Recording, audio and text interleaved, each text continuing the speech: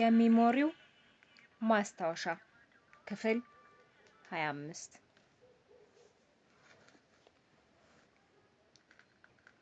ይሄ ሁሉ ሲሆን አንድም ቀን አብርሽኝ ዋይ ወይንም በሴትነትሽ እንዝናና ብሎኝ አያውቅም። ደስ የሚያስብል ልጅ ነው።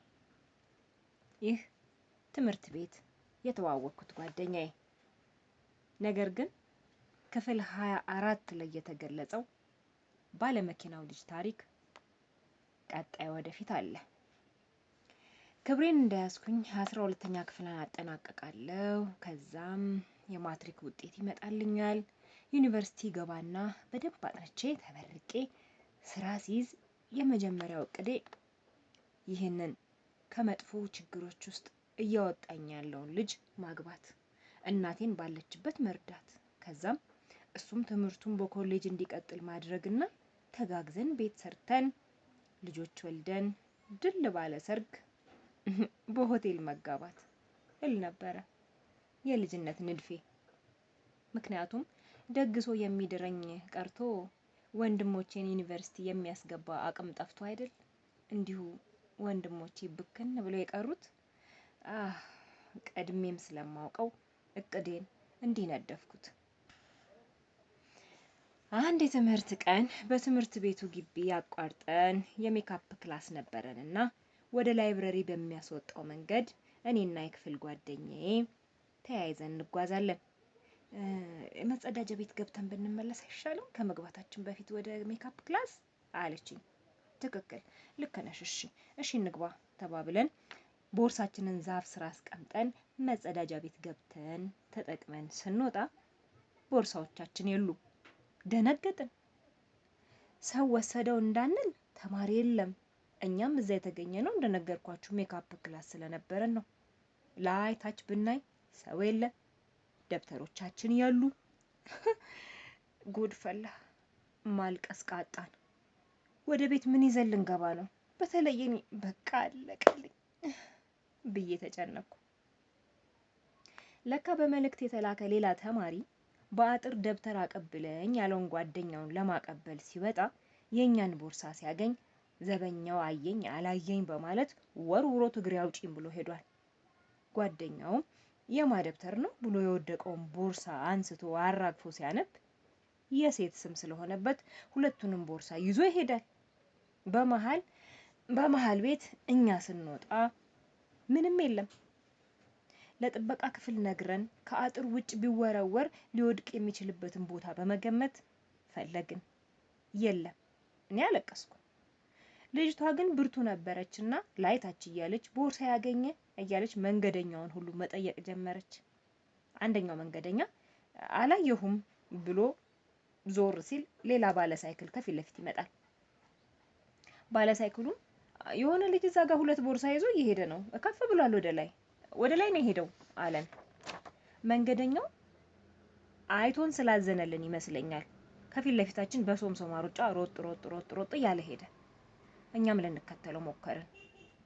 ሁለት ቦርሳ ይዞ በማየቱ የነዛን ልጆች ነው ብሎ ስላሰበ ልጁንም ቦርሳውንም ይዞ ተመልሶ ከግማሽ ሰዓት ለቅሶ በኋላ ደብተራችን ተገኝቶ ወደ ቤት የሄድንበትን አጋጣሚ አረሰው። ጉዳዩን ለጓደኛዬ ስነግረው በጣም ሳቀ። የማይደርስ የለምና የኔና ጓደኛዬ ጓደኝነት ከእናቴ ጆሮ ደረሰ። ምንም ሳትቆጣና ሳትሳደብ በጨዋ ደንብ ሰከን ብላ እያጫወተች ጠየቀችኝ። ደነገጥኩ። ጀርባዬን ሁሉ አላበኝ። ምን ብላት ነው ሰላም የምንሆነው? ራሴን ጠየቅኩት።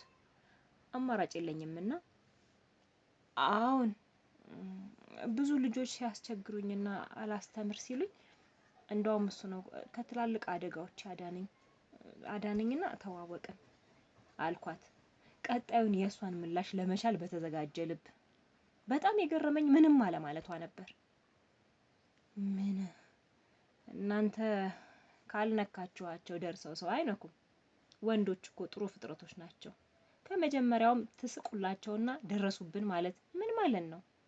ብቻ እናንተ የአስፓልት ጠርዝ ይዛችሁ እሽክም ማለታችሁን ወዳችሁታል እያለች መፍትሄ የሌለው ንግግሯን ስትጨርስ ቀለል አድርጋ ዝም አለች።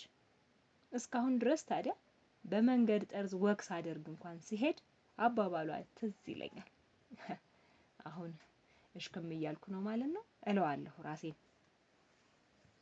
ከጥቂት ቀናቶች እንዳለፍን ለምን አታስተዋውቂኝም? እኔ እኮ በድብቅ የሚሆን ነገር ይጎዳሻል ብዬ ስለፈራሁልሽ ነው የምጨቃጨቅሽ ስትለኝ በደስታ ሆኜ ለጓደኛዬ ተንደርድሬ ነገርኩት።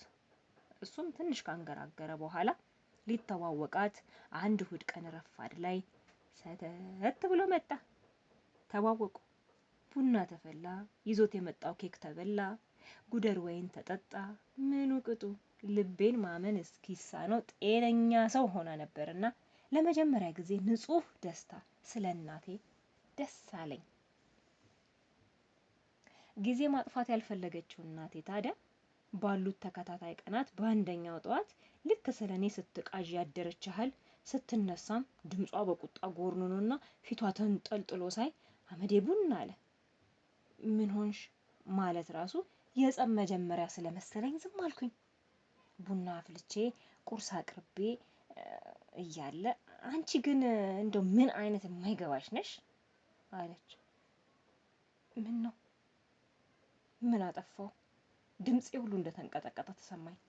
ላንቺ የማያጠፋሽው መቼ ይታይሻል? በጎረምሳ ፍቅር ልብሽ ጥፍት ብሎ ከስር ያለ ነው አንታይሽም? በቁጣ ቤቱን በአንድ እግሩ አቆመችው። አልበቃ ብሏት የቀረበላትን ቁርስ እየበላች እኔ አንድም ሳልጎርስ የስድብና የእርግማኑን መዓት ታወርደው ጀመር። በዚህ ሰዓት እጄን ወደ ምግቡ ብሰድ ሌላ ተአምር ልትፈጥርብኝ ስለምትችል አልተንቀሳቀስኩም። አንገቴን ደፍቼ ብቻ የምትናገራቸውን ቃላቶች እሰማለሁ። ገጣጥሜ ለራሴ ትርጉም እንዲሰጡኝ ጥረት አደርጋለሁ። ስድቦች ናቸው፣ እርግማኖች፣ ማንቋሸሾች፣ ያለመፈለግ ትርጉም ያላቸው አጸያፍ ቃላት፣ ጥላቻ፣ እኔን ገፍቶ ከቤት የማውጣት ኃይል። አቤት እንዴት ይከብዳል ፈጣሪ አልኩ። ብቻ ያኔም በየቀኑ ታዲያ በምትቆጣባቸው ሰዓቶች የተጣዱና የፈሉ ነገሮችን በተለይ ወደፊቴ ደፍታ አንድ ቀን ልታበላሸኝ እንደምትችል ትናገር ስለነበረ ጥንቃቄ ልዩ ነው። እጇ የፈላውን ጀበና አንስቶ ፊቴ ላይ እንዳይደረግምብኝ በአይነ ቁራኛ እከታተላታለሁ። እናም ሁል ጊዜ ጠዋት ከመኝታዬ ተነስቼ እግሬ መሬት ሲነካ ቀጥታ የቤቱ ኮርነር ላይ በመሄድ በአቅጣጫ የሚገኘውን ቤተክርስቲያን ስም በመጥራት አደራህን ጠብቀኝ፣ ከሁሉም ክፉ ነገሮች ሁሉ ጠብቀኝ፣ ሊወረወርብኝ ከሚችሉ ክፉ ነገሮች ሁሉ ጠብቀኝ፣ እባክህ አምላኬ እባክህ ጠብቀኝ። ይሄንን ነው የምለው። የዘወትር ጸሎቴ ጠብቀኝ ነው። በቃ የመጣልኝ ጥበቃ ነው። የምፈልገው ጥበቃን ነው። አይ ትኩሱን ቡና ቀድቼ ስሰጣት መልሳ ወደ እኔ ልትደፋ ስትወረውረው ከእጇ ላይ ከመቅጽበት በመምታት አቅጣጫውን አስቀየርኩት። ብቻ በእኔ ብርታት አልነበረም።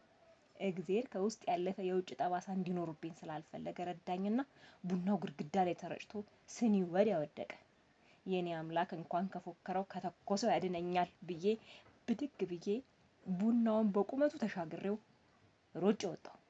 ከተቀመጥኩበት በፍጥነት በመነሳት ወደ ውጭ ለመውጣት የቤቱ በር ጋር ስደርስ የቡና ጀበናውን ልታነሳ ስትሄድ እግሬ አውጪኝ ብዬ ወደ ውጭ በር ሄድኩኝ። የውጭውን በር ከፍቼ ግማሽ ጎኔን ከውጭ ግማሽ ጎኔን ከውስጥ አድርጌ እጠብቃት ጀመር። አልመጣችም። ክፍል 26 ይቀጥላል።